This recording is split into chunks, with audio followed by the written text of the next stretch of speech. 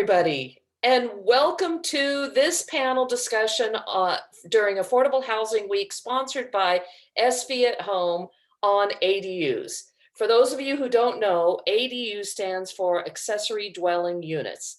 An accessory dwelling units is nothing more than a backyard rental unit or backyard home that you can use for yourself, for your elderly parents, for caregivers, or your adult kids who aren't able to afford to live on their own in this expensive area of Silicon Valley. So right now we are broadcasting primarily on our YouTube channel, and we're broadcasting on Facebook Live. I have 4 panelists here who will be answering questions for us on all things related to accessory dwelling units, to give you an idea of the importance of accessory dwelling units, how you can build accessory dwelling units, any stumbling blocks that may come in your way, and anything, basically soup to nuts, on how you can address the issues of accessory dwelling units. We're even going to talk about why you may not want to see accessory dwelling units in your neighborhood, although personally, one of my passions is to make sure that we build enough affordable housing within San Jose that our residents can live there and stay here. Our people like teachers and caregivers and nurses, who are our first line of protecting us at COVID, so that they can afford to stay here. And if an accessory dwelling unit is the way that that happens, then we should build as many as we possibly can. It's low-hanging fruit. We need affordable housing, and this is one thing we can do.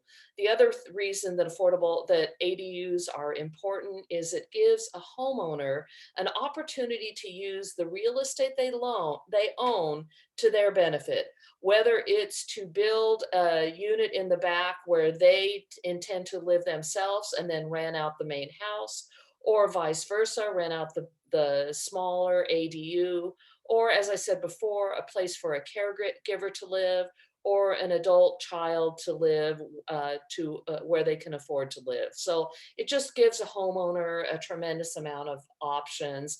And we want to make sure that happens because we want people to stay in San Jose and not move out of the area. We need our residents to stay here so that they can work and take care of us in our schools, in our hospitals, and in our restaurants when our restaurants open again. So first, I want to, again, this is Affordable Housing Week. It's actually more like Affordable Housing Month with Silicon Valley at Home. And this is the ADU unit. So hopefully you're here to listen to all there is about ADUs. First, I want to introduce our panelists. We have from the Santa Clara County Association of Realtors, Neil Collins. Next, we have Sarah Scholl. She is the ADU ally with the City of San Jose. Then we have Sonia Singya with Housing Trust of Silicon Valley. And Vicki Johnson works with Maximal Space.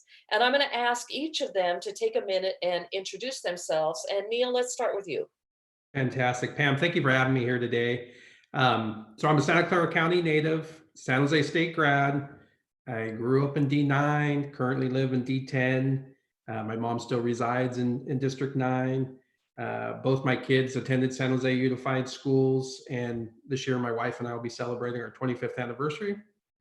I've owned and operated multiple businesses in Santa Clara County, and I'm currently the CEO of Santa Clara County Association of Realtors, and I've been there since 2013. Thanks. Wonderful. Thank you. Sarah, how about you? You're next. Hi, thanks for inviting me today. My name is Sarah. I work in the Department of Planning, Building, and Code Enforcement at the City Hall. I work in the building division. I've been there for about 6 years. I have background in customer service, office administration, and coordination between departments. Currently, I am the city's ADU ally. I help customers answer general questions, connect them with the right department, schedule appointments. I use the customer experience to further drive our improvements for the program, increase, well, I make our handouts better with the help of our customers and also colleagues. So I'm basically a friend. So that's where the name ADU Ally comes in. I'm a friend, ally. I've been named as a tour guide for any ADU customer coming through, answering general questions and connecting them. Great. I know we implemented the ADU Ally program towards the latter half of last year, and it's been tremendously successful. So I know you're really, really busy with that, and hope to have a partner ally soon. Oh. Okay, next, Vicky. Would you Good like to evening. introduce yourself? Yeah, it's so great to be here. Thanks, Pam. I am a lifetime resident of the South Bay. I've lived in D9 for close to 35 years. Spent over 18 years as a real estate sales professional, residential construction management, and I've volunteered with the City of San Jose on their age-friendly steering committee for the last several years, all of which have been great experience for my role as ADU consultant with Maximal Space. Wonderful. Thank you. We'll hear more about Maximal Space in a little bit. And Sonia, please take a minute to introduce yourself. Thank you, Pam. Hello, everyone. My name is Sonia Singha, and I am the Loan Officer for Construction and ADUs at Housing Trust Silicon Valley. A little bit background on Housing Trust and who we are. For those of you who don't know, Housing Trust is primarily an affordable housing lender. And since our inception in 2000, we have been providing home buyer consumer lending to the public. And in the last 8 years, we've added multifamily lending for pre-development, acquisition, and construction projects. And now we are adding an ADU construction loan program to our portfolio for Bay Area homeowners who want to build an ADU in their backyard. So I'm very excited to be here and to have the opportunity to present with all of you and talk a little bit about ADUs. That's wonderful. Thank you. And many people may not know that the Housing Trust was started with the inspiration of folks like Carl Gardino with the Silicon Valley Leadership Group and SCORE, Santa Clara County Association of Realtors. They were the beginnings of the initial fundings for the Housing Trust back when, well, probably over 20 years ago when I was around president of SCORE, which was way, way before everyone of your time. I appreciate that there are two D9 residents here. I am the city council representative or former D9 resident. I am the city council member representing District 9, which represents Cambrian, Thousand Oaks, Pinehurst, South Willow Glen. That's the region that is District 9 is Cambrian. So with that, that's enough of the introduction. Let's move on to some of my questions. As I stated before, ADUs are an important tool to address our affordable housing problem or lack of affordable housing in Santa Clara County.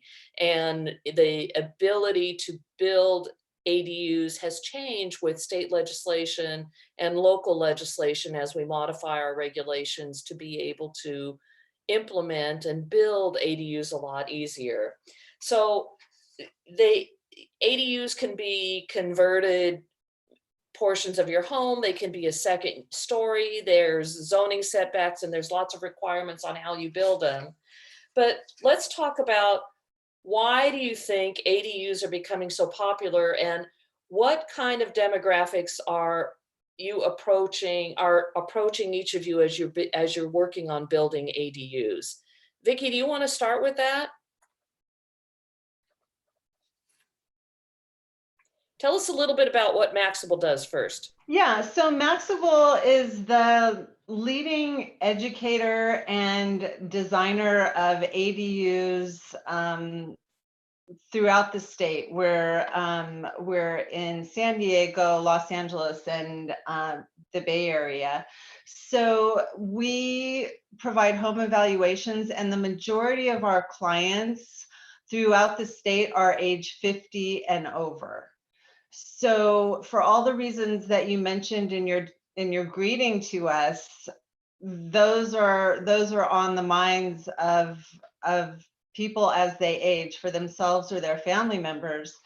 And in addition to that, a lesser known demographic would be the investor, because with the 2020 legislation, there is no longer an owner occupancy requirement to build an ADU. So an investor can have a rental single family, add an ADU, rent out both units, and also they're now allowed on multi-family lots. So let me ask you about that a little bit. Do you think that the residents or the neighbors are going to be concerned about non-owner occupied ADUs being put up in their backyards? I'm sure that there's some concern, and we hear about that concern as we move through our business. And that's probably one of the reasons there's a 5-year period that this is being allowed through the state. So they're going to evaluate for that 5 years. But I will say, if you look at Portland, who is really the leader in everything ADU, experienced that same concern with neighbors and the community. And even though, you know, these units get built, there's still 70% of them are occupied by the primary owner's family member, and only 30% are rented on the open market. Great. Neil, do you have anything you'd like to add to that? No, I think it pretty much Vicky hit it on the head there. Most of what we're seeing is, you know, we have an aging population, so it's a great way to, one, maybe move a caregiver in to take care of mom, or maybe mom wants to downsize and let her kids have the big house and raise their family. So it really addresses that aging population. We know we're living longer. And there's just many houses that are locked up, 2-story, 5-bedroom houses with 1 or 2 people in it. So it gives a tremendous amount of flexibility to keep the family unit together, so those kids don't move maybe out to the Central Valley and take the grandkids with them. You know, they're able to stay together. And you know, so the whole intergenerational thing, I think, is a real strong movement.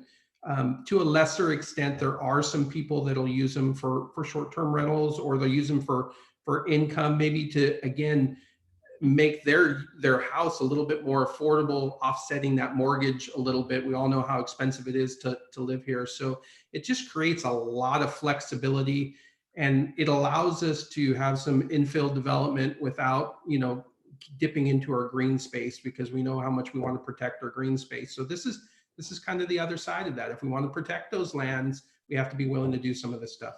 That's an excellent point. Sarah, are you seeing the people coming through you who are looking to be investors in building ADUs and not just owner occupants?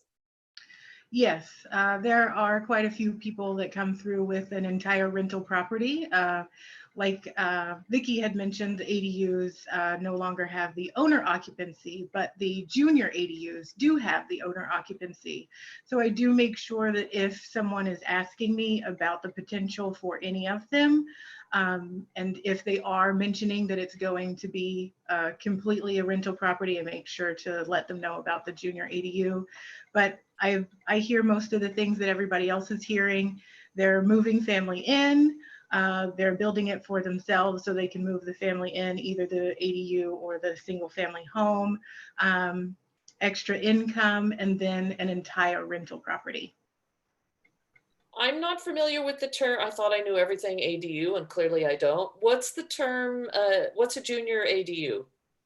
A junior ADU is, it's required to be converted existing space in the walls of the existing single family home that can't be more than 500 square feet. And there is an owner occupancy deed restriction that the owner will need to live in the single family home or the junior ADU. It can share space with the single family home. But yeah, those are pretty much the requirements So a junior ADU is an attached ADU as opposed to a detached ADU. Yes, they are required to be attached. Okay, interesting. Sonia, any comments about the demographics of ADU owners, buyers, builders? So over the last year, we have generated an interest list of about 800 homeowners in Santa Clara County who are interested in who've expressed an interest in our ADU construction loan program. And so our demographics has been primarily homeowners, some investors, and across all ethnicities. And the age group that we're looking at is about 35 plus. But I think there's a general interest, like all the panelists just discussed, ADUs are becoming very popular because they're addressing a prevalent homeowner need for either aging in place or getting their families or, first responders or to get out there and actually be able to live with them. So. It's interesting. There may be a whole new market for ADUs with shelter in place. Yes. The desire you have a family now where the kids are home doing school in their houses or in the main part of the house or playing their video games all day and night, and you just need to put them someplace else. So having an ADU might be a good opportunities to start doing some construction and a place to shelter and still be away from your kids. All right, moving on to the next question. Obviously, many ADU builders have regular 9-to-5 jobs. Their full-time job is not being a contractor. Their full-time job could be something else. So I'm wondering if you could share with me some of the more interesting approaches to building an ADU. How many are prefabricating ADUs? What kind of design guidelines in San Jose and in California are they doing creatively? Does anyone have a unique ADU story on what something looked like, an innovative fashion, an innovative design? Share with us some of your ADU stories. Who would like to start? Sonia, you're the financer, so what do you see? What have you seen? Well, actually, our construction loan program has not been launched yet, but it's going to be launched in June and early July. So, but we have strategic relationships built with a lot of builders in the area and architects and designers. And one recent one I came across was a company called Urbaneer. And they are building a line of smarter ADUs, which has movable walls and kitchen systems with wireless power and wall bed systems. So it's really compact, very innovative. And then there's another one, which is a local company called Abodu, which is making prefabs ADUs with a Scandinavian influence. So very simple, functional, and minimalism. And they are doing the site installations in as little as 2 weeks. So those are the two that I've come across recently. That's great. Sarah, do you know of any that have been pre-approved by the city of San Jose? Yes, we do have three models right now that you can visit our webpage. It's the pre-approved ADUs webpage. You can go and visit that. We have 3 vendors that have models available.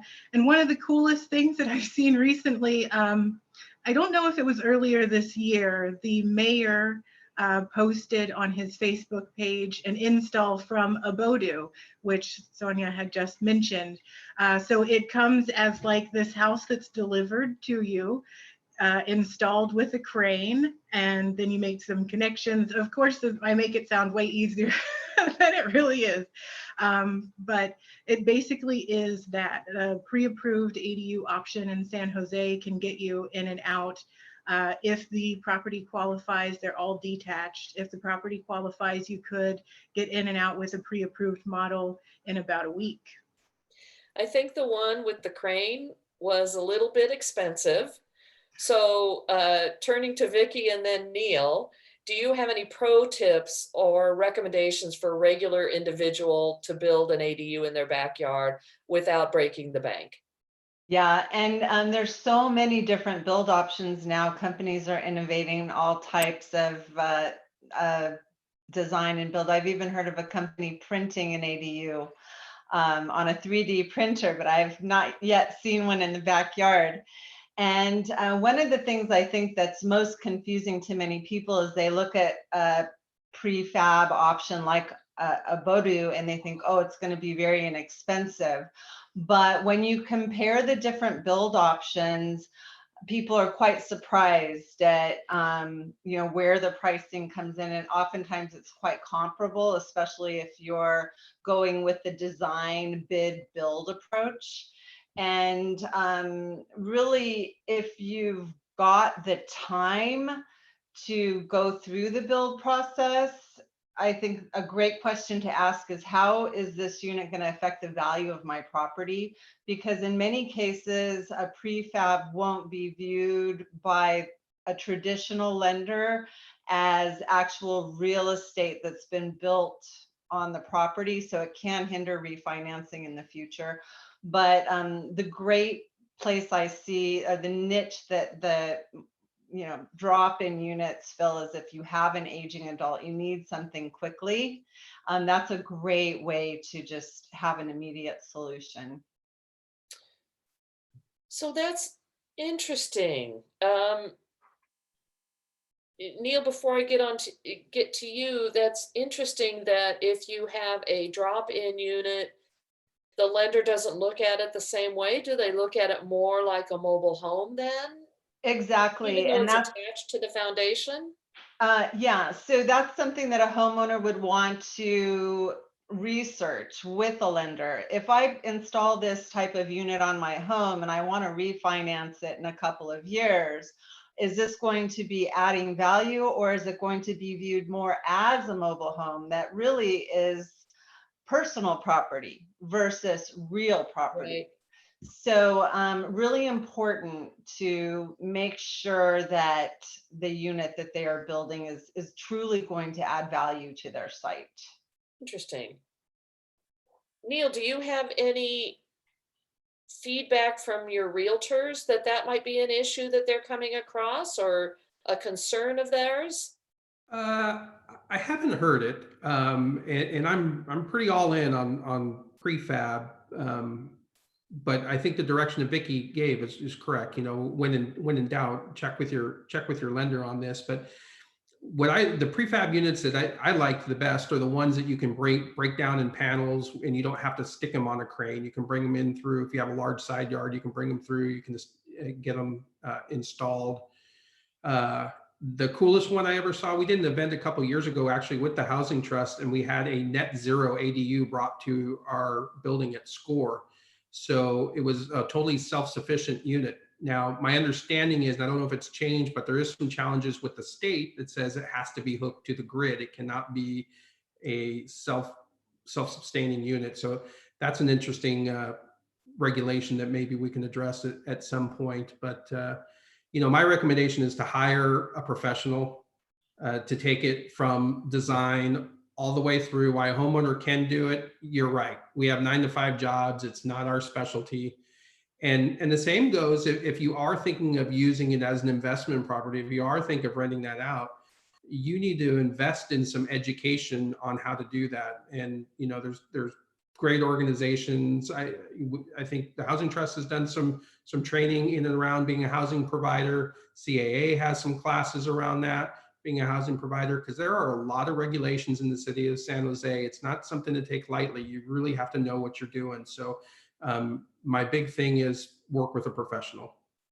That's really a good segue into the rental market if that's what you decide to do, because there are tremendous laws that affect the rental market, and you'd want to make sure that if you're renting to someone, even if you're just renting to a family member, that you have the professional documentation involved in your rental agreement or your lease, and that you're conforming to the current rental restrictions that are allowed, particularly if you're building and renting under COVID and sheltering in place and urgency ordinances. You want to make sure that you're conforming to that, but that's a really good thing. But that sort of leads to a question that I don't have on my list, but I'm going to ask it anyway. Who and everyone's going to dodge this because it's a tax question. If you build an ADU, does your property get reassessed?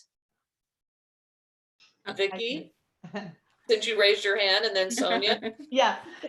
So basically, what they do, the county assessor takes the value or cost of the new unit, and they add that to your existing tax base.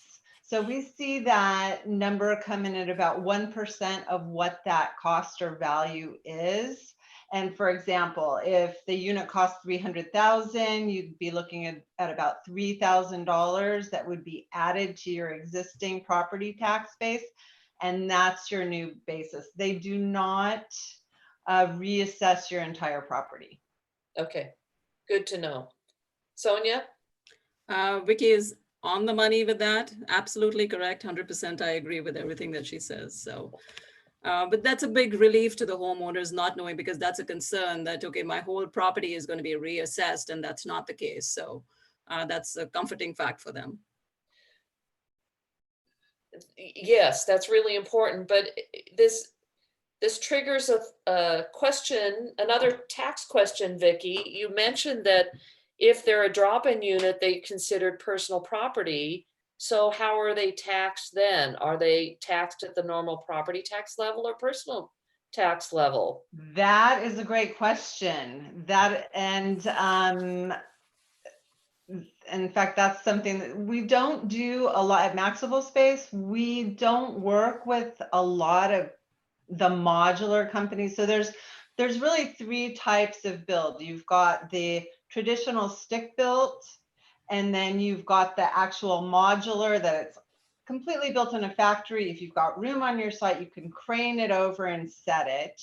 And then you've got an in-between, which is similar to what Neil mentioned with the unit that they had at SCORE, a panelized build, where basically they build the framing in a factory and put it on a flatbed truck. They've prepped your site and they bring it out and install it. So that's viewed comparably to stick built, and that's really the majority of units. We've interviewed many prefab company, or the modular companies, and we're always hopeful. We haven't found one that we've been working with yet. We tend to just, our homeowners and throughout the education process, really, if they can fall into the panelized build system, and that's cost effective and beneficial, that's really a great niche, and that falls under the property tax assessment, and the value that is adding is a traditional value, a traditional build value, and the traditional stick built. Okay, there is a fourth type of ADU that I just want to mention, affectionately referred to as tiny homes on wheels or portable living units. Have you seen these? These are like mobile homes. You move them in, you set them down, you hook them up to the utilities of the main house, you remove the wheels, and they're attached to a foundation. That's a portable living unit, and they're the latest and cheapest way that you might be able to get a young college student to rent a room from you. Just adding one more little tool to the toolbox. They're not the same type of ADU potentially, but they do add affordable housing. Neil, do you want to add anything to that? The tax question? No. Okay, good for you. Let me see, what's my next question? Well, let's talk about dollars. What's it cost your average ADU builder or ADU builder to put in an ADU in their backyard? Average. Let's talk, Sarah, why don't you talk about the permitting costs? So sure, yeah. We do have a cost estimate on our common questions about ADUs webpage. It gives you just a really brief overview about $100,000 to $250,000. For permitting for an ADU, typically it's around $7,000 to $10,000 from submittal to permit issuance. That does include some plan review time, of course, taxes, inspection, but it does not include the impact fees for school fees or the parkland fees for ADUs that are less than 750 square feet as of January 1st. Those fees are waived, but the estimate for submittal to permit issuance is around $7,000 to $10,000. And of course, you would see that go up with additional rounds of plan review or more inspection, or if you had to have additional permits, things like that. And you can visit our Fees for ADU webpage to see some more information about that. Neil, are you seeing your realtor members or your affiliate members counsel their clients on building ADUs and how long it might take take them to recover the cost of building an ADU? Yeah, I mean, there's a tremendous amount of interest in this space. Particularly, with some of the stuff that the city of San Jose has done to make it much easier, stuff that's happened at the state. Senator Wojciechowski passed several bills that broke down some barriers. But it usually just gets down to the cost. And it seems like, for whatever reason, around 200,000 is kind of the sweet spot. If you can get it built for under 200,000, then it generally goes. If it's a little bit more than that, then it's got to be a real unique situation. But yeah, there's a lot of questions about it. I know we're going to get into some financing later. There's a lot of challenges in and around there. So we'll wait till we get to that part of the conversation. Okay. And timing, how long does it take? So $100,000, did you say 100 or 200? 100. So for me, what I'm hearing from owners and investors, they want to be able to get it under $200,000 all in is kind of the sweet spot. Wow. And what kind of timing is involved in that? Any idea, Vicky, Sarah? Vicky? Yeah. So, and I would say that number, based on what we're seeing out there, at least before COVID sort of took our lives over, for a 400 square foot unit, maybe, in the 200 range. When you start to get to say 500 or 600, you're looking at maybe 225 to 250 to 275, depending on what type of finishes, etc. And then 1,000-foot units, 300 maybe and more. So definitely size has to do with that. And we're wondering if build costs, construction costs, labor costs here in the Bay Area are gonna soften a little bit, which would be great to help that. San Diego, very doable. 200 would be a very comfortable number, but our labor here is a bit more. And as far as timeline, again, depending on the size, anywhere from probably 5 to 7 or 8 months, and a lot of that has to do with being able to schedule inspections and keep the process going once you're underway. So I know the city of San Jose, I'm glad a lot of people are building this, but then, they're busy. So being able to get those inspections scheduled will help shorten the time frame. So that is a big financial nut to crack, though. Any ideas on how these are getting financed? Sonia, Housing Trust is coming out with a financing package. Is that right? Tell us about that. So our construction loan financing product is going to be a 3-year loan, and it is going to be amortized over 20 years. Our maximum loan amount that we're going to lend is $200,000, and we're lending, we're covering all the soft costs and the hard costs. So, your soft pre-development costs can be covered in there, which is great. And we're lending up to 97% CLTV. so combined loan to value. But we do have some requirements, one of them being that it needs to be owner occupied. And second, what is unique about our program is the fact that we have a tenant affordability restriction built into the program, and that is to keep up with our mandate of being an affordable lender. So we'll help the homeowner build the ADU in the first year, interest-only payments in the first year. It converts to a permanent loan, amortized over 20 years in the years 2 and 3. So principal and interest payments in years 2 and 3. But for those 2-year period, the homeowner has to rent out the ADU to a tenant who's making up to 120% of area median income. And so that works out to about 118,000 in the Bay Area and in Santa Clara County. And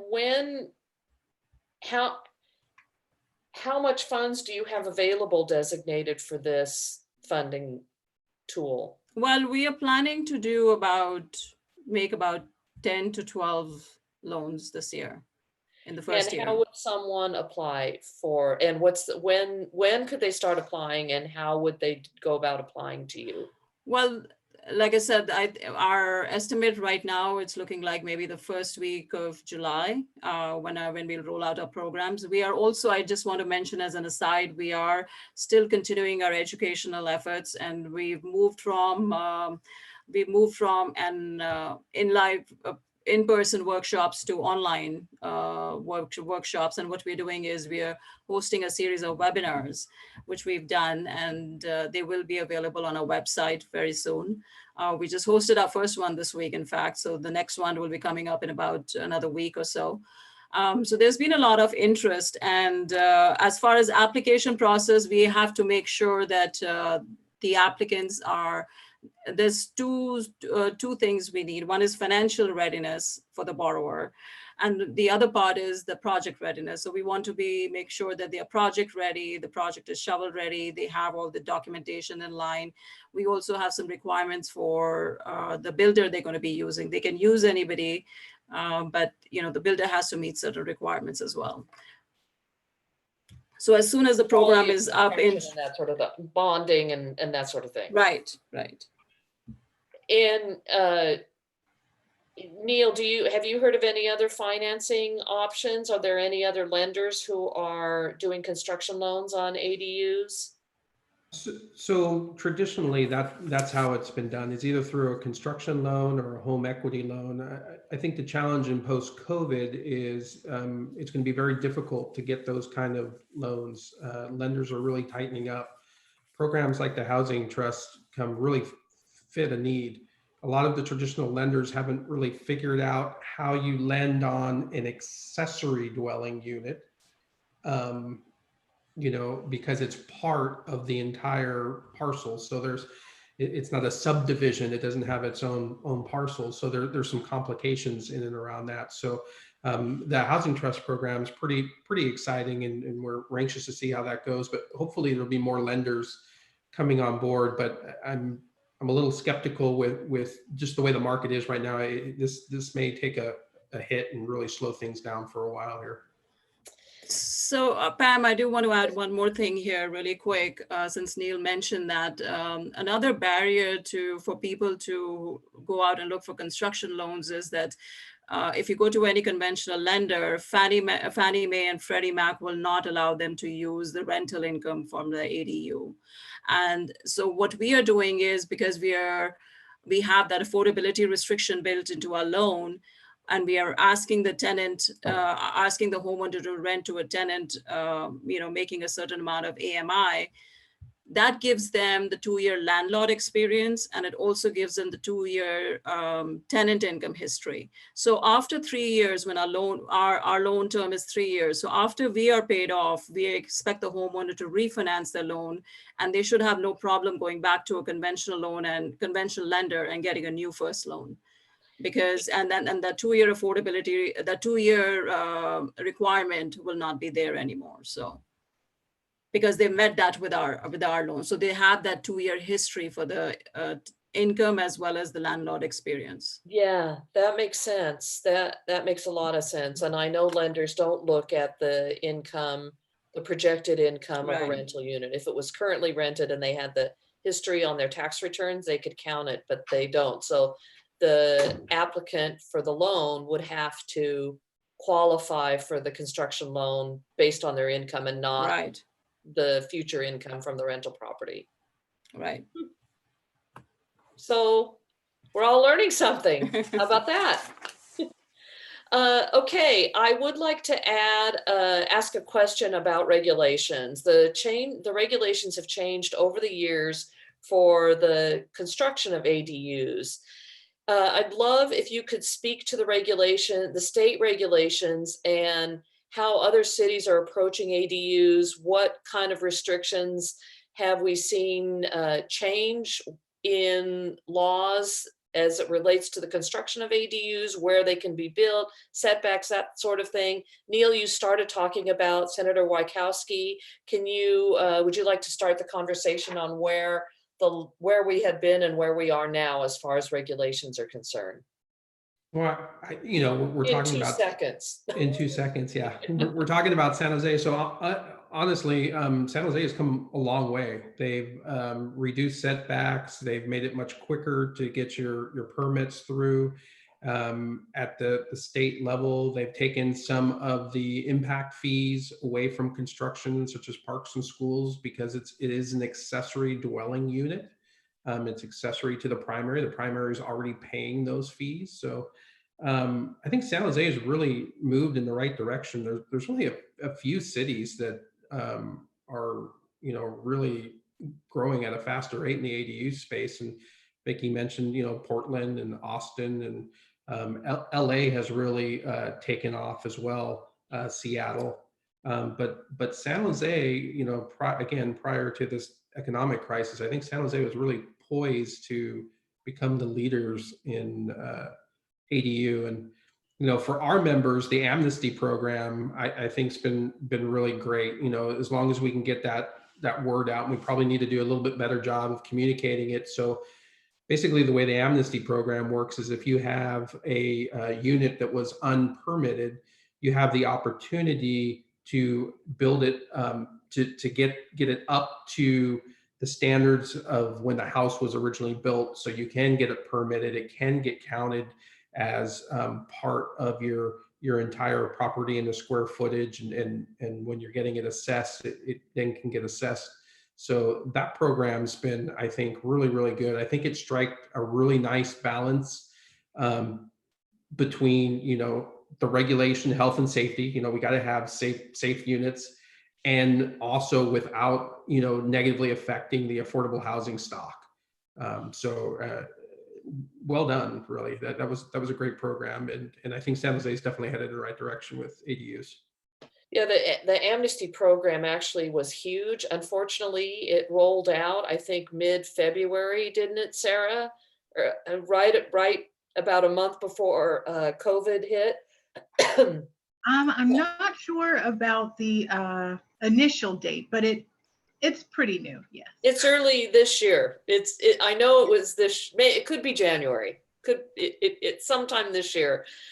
But it's really important because, as Neil said, it allows people to convert their non-permitted ADU to become permitted, and then that allows them to get financing on that unit.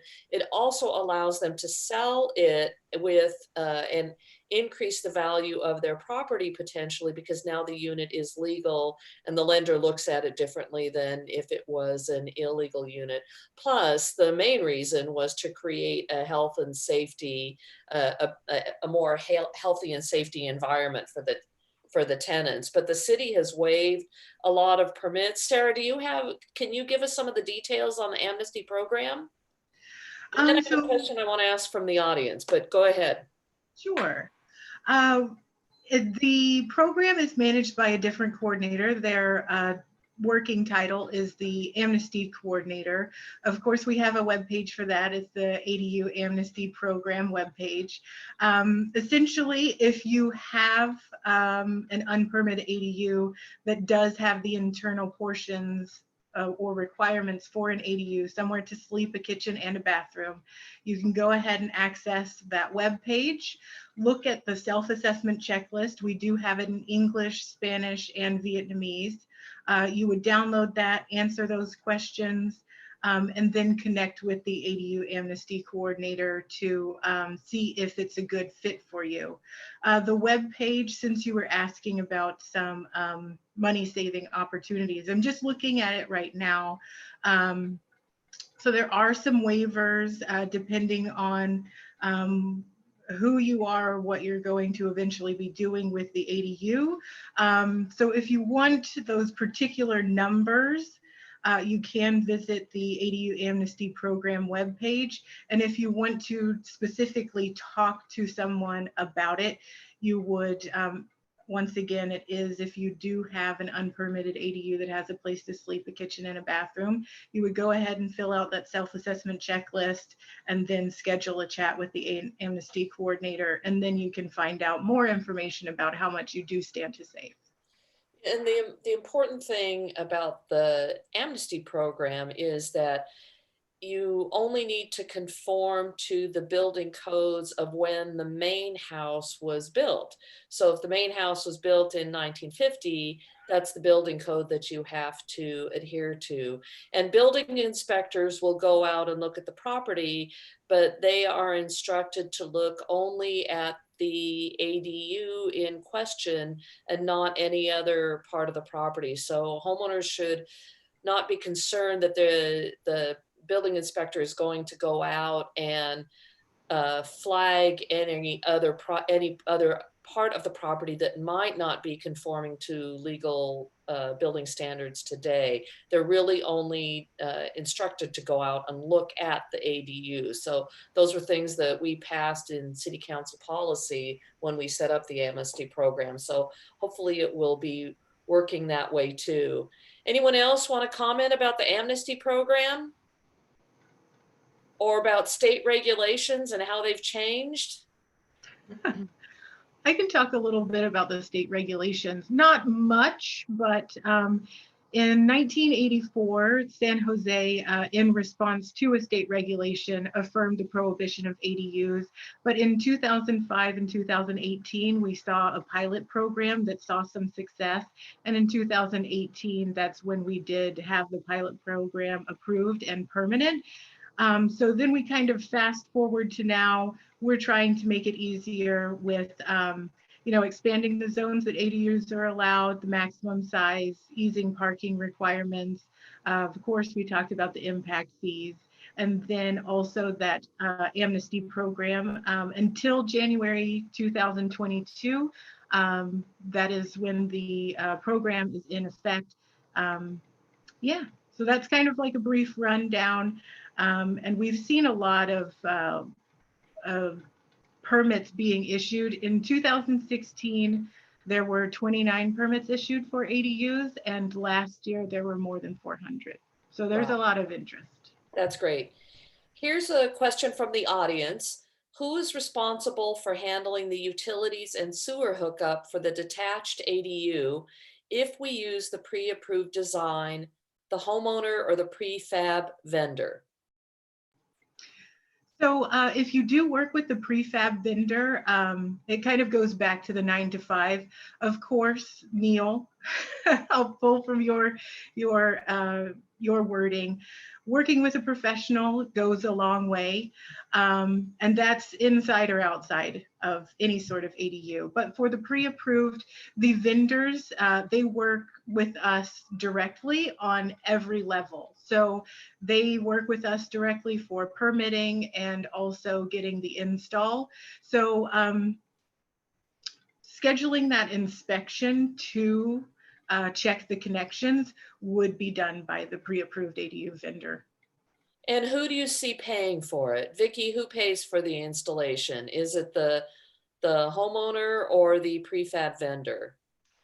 Well, the homeowner pays for it either way, either in the price of the unit and the service they're paying for, or independently. So it'll depend on how they've whatever their contract is with the service provider.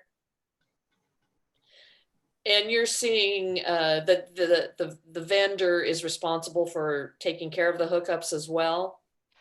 Yeah, so a vendor or a contractor is going to should address all of that within the context of the service that they're going to perform. And in most cases, a homeowner is going to want the service provider to address all of that. And it should be part of the proposal that the contractor, vendor is providing to the homeowner, because the homeowner is really not going to know what to do. They'll rely on that professional to guide them through. Right. So I want to move on to the negative side of ADUs. I often get comments from constituents who say, I don't want to see another unit built in my neighborhood because it will just add to parking. It will it will beat up the infrastructure that we already have, the aging sewers, the aging water lines, the electrical lines, et cetera, more noise, don't want Airbnbs in my backyard. So what's your thought about people who have those objections to ADUs, which are legitimate to them, but how would you respond, or how should we address those concerns? Neil, let's start with you and then go to Vicky. All right, we definitely hear about the traffic and parking quite a bit. So rather than just saying how I feel, I wanted to cite something from the Turner Center of Housing Innovation at UC Berkeley. They have lots of great information on ADUs. They've done lots of studies. Basically, they're saying suburban homes are a whole lot emptier than they were 40 years ago, meaning that there's plenty of room to grow. In 1970, the average 4-bedroom home had more than 4 occupants. By 2014, that average 4-bedroom home had only 3 people, and over 60% of the homes have an unused bedroom. So what does that mean is our current houses aren't being fully maximized. So there's not 4 or 5 cars in the driveway. There is room for the ADU. I think they're in, quite frankly, as we come out of this crisis that we're in, absolutely more people are going to be working from home. There's going to be more cars off the road. There's probably going to be less cars in general. And in fact, when, in our business, when we talk with futurists, they're always talking about how we're going to convert all these commercial parking lots into housing, because the need for cars is going to be decreasing, in years to come. So, I think we can make it work, but I understand, neighbors and their concerns, but it's definitely a way to keep family units together. And it's really a way to keep the community whole. So you can keep people there, that they don't have to leave. So I'm very hopeful and very bullish on ADUs, and hopefully we can get past some of these issues.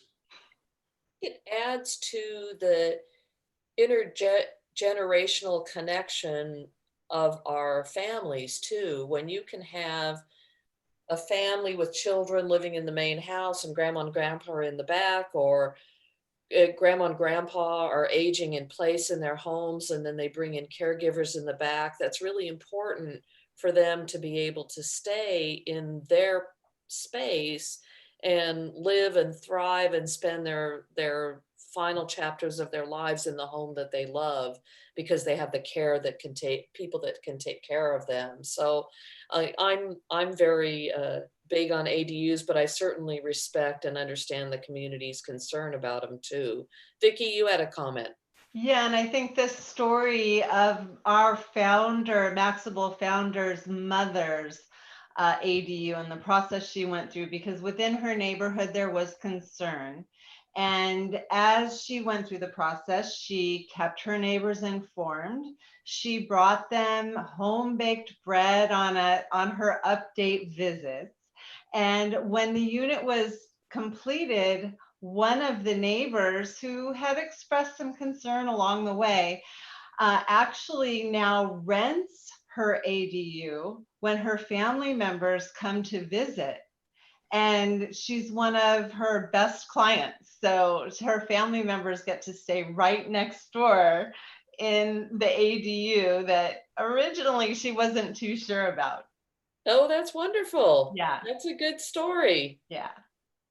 Sonia, would you like to comment about that, about the drawbacks of ADUs? So neighborhood resistance is obviously a big drawback, because when you add an ADU or an extra unit in your property, it creates a fear, because they connect the density with is usually associated with lower income or undesirable people.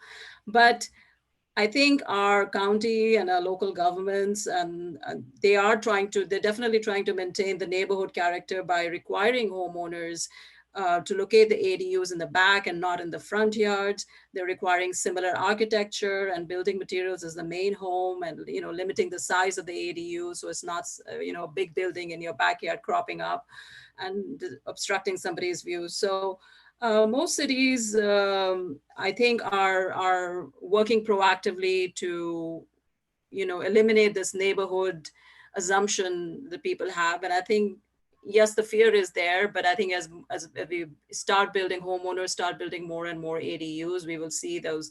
Hopefully, we'll see those fears dissipating.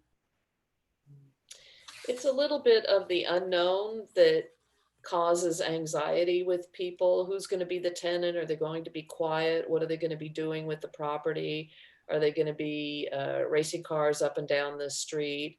But how do we as a city or neighbors address their concerns in a thoughtful manner and in a respectful manner? I get asked this all the time, so I'd love everybody's advice on how I should be addressing it. Well, ADUs do enable more people to work closer to where they work. Also, with the sizes of ADUs, you'll see probably some teachers or service workers, and that would allow them to live closer to where they work, and that reduces traffic, reduces pollution. While there might be parking impacts, of course, I do think that there are some trade-offs to be had there, with some benefits of people working closer to where they live, and they could also walk. So, the parking requirements for ADUs, if the property is within a half-mile of public transit or a ride share or something like that, then the parking isn't required. So that would be wonderful if everybody using the ADUs, and there's a bus stop right on down there. It'll be easy to get to work. Neil. And perhaps just to keep things in perspective, I mean, the majority of the ADUs are in and around 500 square feet, 10 by 50. They're not moving in massive families of people there. I mean, they're quite small, very efficient.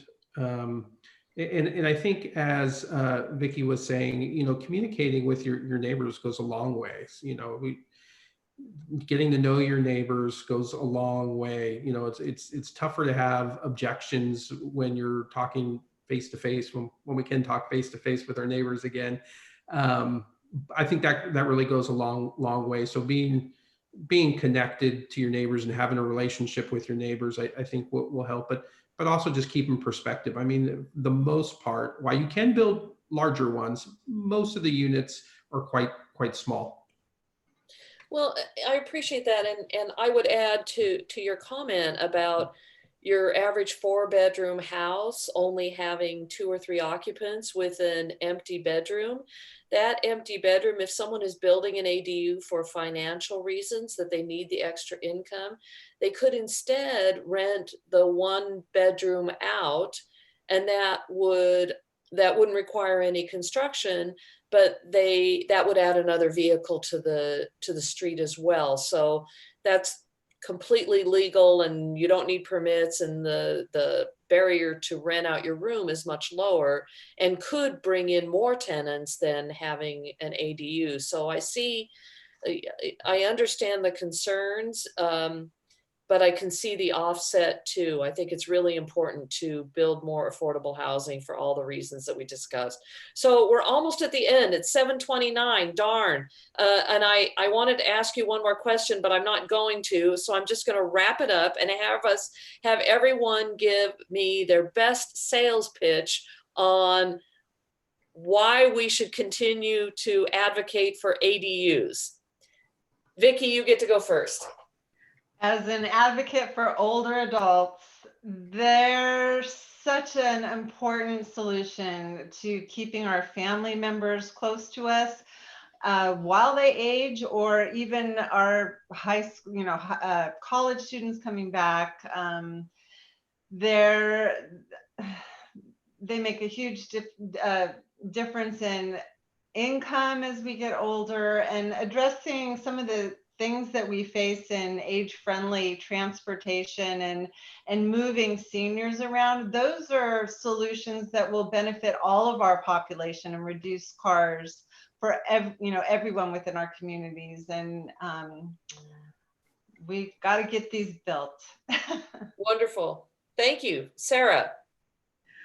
Yeah, so no matter the reason that you're interested in an ADU or you want to construct one, you can always reach out to me. We have a website. If you're thinking about an ADU for the property, you can visit sanjoseca.gov/ADUS. If you do want to, like Pam said, use your real estate that you already have, being empowered with that and creating another living unit on there for whatever reason you may have. We do have some new tools, Symbian Build, that you can access through the mayor's sjbackyardhomes.com webpage. If you're interested in it and you really don't know if you want to do an ADU or something else, that really is a quick tool to see if your property may qualify. Of course, I always suggest visit the city's webpage and look at all of our information. If you have a shadow of a doubt, I'm here for you. I'm your ally, I'm your friend. You let me know if you need something. But that's a really good tool. You can draw on your property. Also, the pre-approved ADUs is a good option. It's a kind of plug and play. You can be as hands-off as you want. And then also, just let me know if you need me for anything. Questions, doesn't matter if you're a homeowner, contractor, or you've been doing it forever, or you just found out about it today. Just let me know. Sarah, you're wonderful. You're a wonderful ally and a wonderful employee with the city of San Jose. Thank you for your dedication. Sonia, how about you?